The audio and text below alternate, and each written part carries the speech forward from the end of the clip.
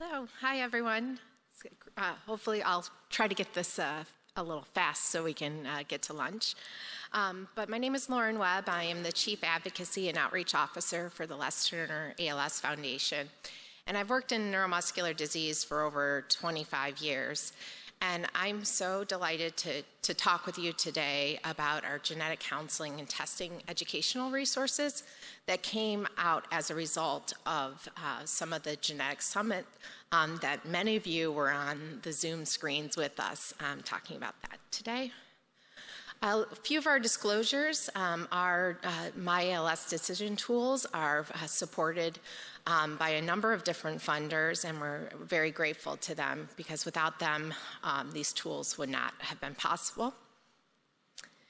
So today I'm going to talk a little bit about the timeline, our development, some of our conclusions, and just walk you through. But just to level set before I get going, the Les Turner ALS Foundation was founded in 1977, so we're one of the oldest independent organizations in the United States. And I oversee a team of nurses, social workers who work directly with families. We also have a partnership with Northwestern in Chicago, and we fund basic science, and also a multidisciplinary clinic as well.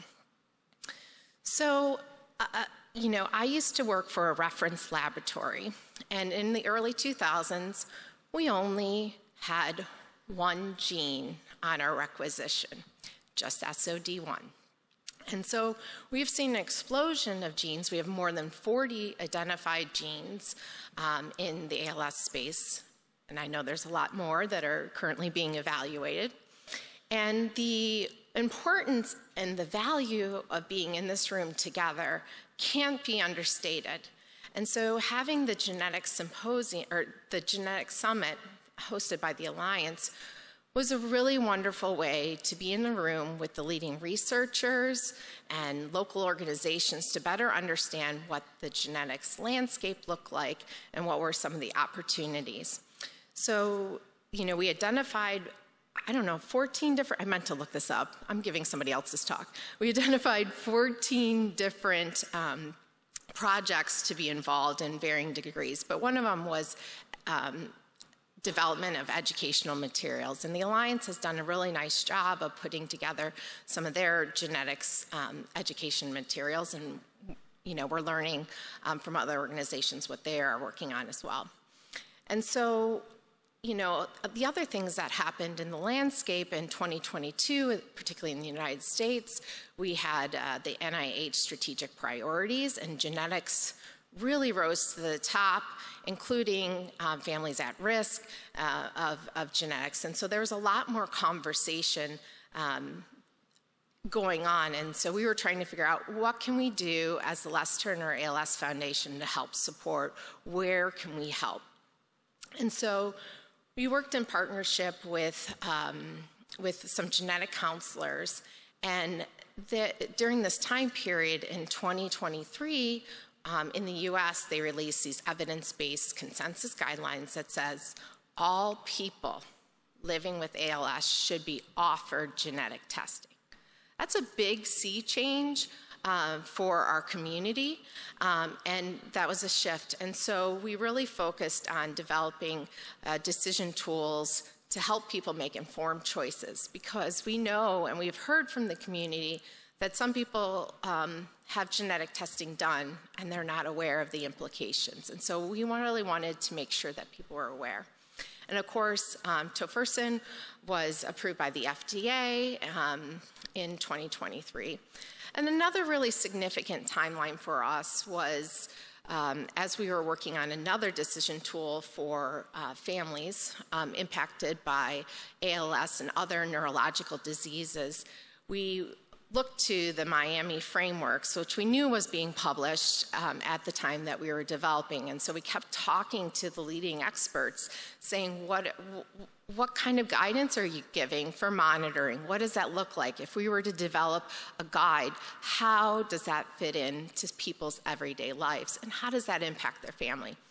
And then in June, we had a lovely opportunity to work with End the Legacy to help be a local host in partnership with the ALS Hope Foundation, and Neil's to be able to host the first ever in-person and the Legacy Summit. And being in the room with families and having those conversations was really transformative and really solidified our commitment to this community and the dissemination of resources.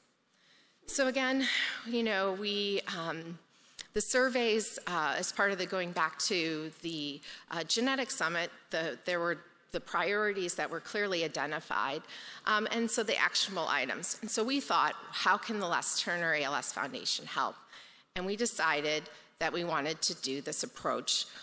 And if any of you have seen our decision tools, it's an interactive guide that walks people through to reflect on the pros and the cons of genetic testing and genetic counseling. So we worked in partnership with some Australian colleagues who really were formational at our understanding of decision-making and how important it is. We worked with a company called Communicate Health, who really worked with us to understand what good communication practices are. We followed the CDC guidelines for plain language. In 2022, we won a Plain Language Award, and so we were very confident in working with these different groups, and of course with Penn and Ohio State, and then we consulted with members of End the Legacy as well. And so one of the key things that you'll see this on all of our posters anytime we talk about my ALS decision tool. This is our process. And so for the past 3 years, we've really worked on what is our plan. We document the requirements. We start off with interviewing people with lived experience to better understand, if we were to develop something, what would you like to be included? And that really helps us ground us before we start writing and incorporating, and having folks review early drafts and be part of the conversation all along the way has been critical. And then we discover and define. So what that means is we not only look at the architecture of the platform, but we also have to define our content strategy. So you'll notice when I finally show you the QR code, you'll notice that we avoid using the terms sporadic, familial. We've made some significant decisions around this because we wanted to create things to be in plain language. We also did not define what are genes specifically in some of the more traditional ways. We've seen that in talks. And so we were really trying to provide people with information that's accessible and actionable. And then we worked on the technical aspects. And so then what we do is we work with the company and we build, and then we do user testing, and then we launched our products. So again, participants were familiar with genetic testing, but they also were not aware of the downsides of genetic testing. And I think that's really important, that we give people full perspective so they're making an informed decision about how to proceed. And so participants also who had family connections, expressed that they have difficulty finding a genetic counselor, and what does that look like? And so we include some links to that, but we know that accessing a genetic counselor is extremely challenging, and we see our tools as a guide to help level set and can actually hopefully reduce the time spent with counseling, and providers can distribute that and have a full conversation with families to make an informed choice. And again, we continue to hear that our tools were intuitive, they were compatible. We always make sure that we test for accessibility issues and having large buttons. And we always add the family component. So you'll see in our family guide and tools, we talk about if this is a stressful time for you, you're moving, you're getting married, think about think about whether or not this is the right time for you. And so we tried to put in things in place that humanize this decision process so people can think. And we know from the user testing, one of the participants was very grateful for that because that gave her a sense of relief in thinking and knowing that she can take action when time is right. And they generally participants thought that the tool was useful.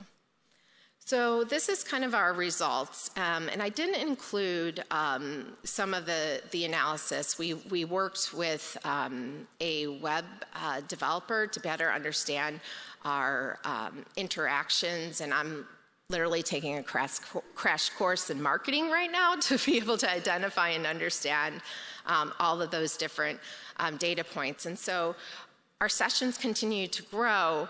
We have had over 12,000 unique views, but yet the sessions are where people are actually clicking on things, and so we're going to be using some of the data analysis to improve our future tools. Our team has had over 700 conversations, not necessarily just about genetics, but about decision tools as a whole. And we continue to want to work with more organizations so we can spread and share our resources across the world. And our resources are, and this is just some of the feedback, and Jess gave me the note, but again, I think that people appreciated the simplicity of this language. When you are considering genetic testing, it's often a stressful time period, and walking people through. We did email all the genetic counselors in the United States, and we got back a lot of really good feedback, and people are starting to share this in their clinics.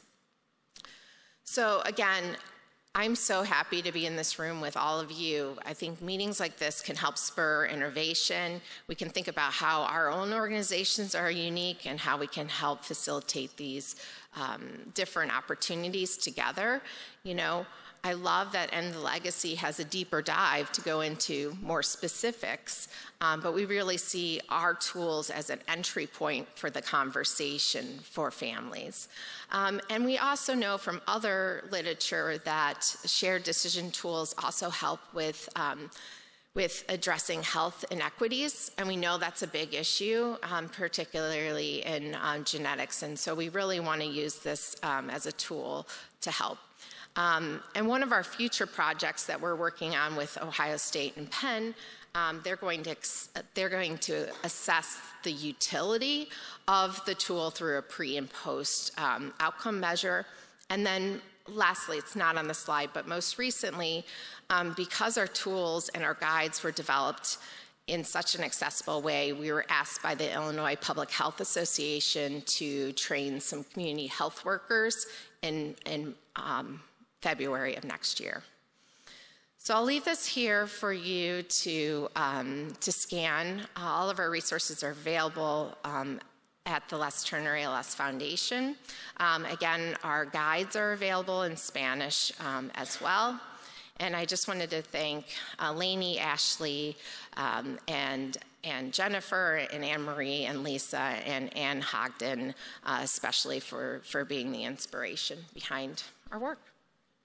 Thank you so much, Lauren. Sorry, I didn't know about the switch, so I got the wrong speaker to begin with. Okay, thank you so much. So this is open for questions.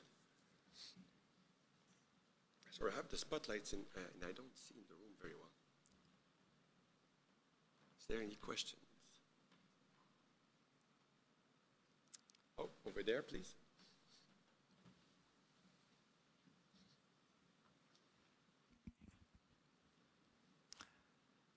Hi Lauren, Gethin Thomas, MD Australia. Fantastic work again. These tools keep coming out and you're doing a fantastic job with them. Obviously, with genetic testing, I think there's different consequences in different countries, especially maybe around insurance companies, health insurance, affecting your liability. So have you built anything into it to sort of identify if you're using this outside of the US, should you take this into account? Have you got some conditions around it, or? Sure. So we do include, it's a very US specific in terms of like GINA and some of our law protections, but we would definitely be open to partnering with other countries to adapt it to what the relevant laws are in your country around insurance and different things like that. So we're completely open. We see that as really important, but particularly in the US, we needed to address some of those issues because they are often by a state-by-state basis, and it gets to be quite challenging. But excellent point. And I think also, if people are wanting to partner with us, I think also doing some user testing of the guide that you're working on in partnership with us is really important, because you want to consistently get that feedback from the people who utilize and whether or not terms make sense for them. Thank you. Is there any other questions? I don't see any. Thank you very much. Thank you so much.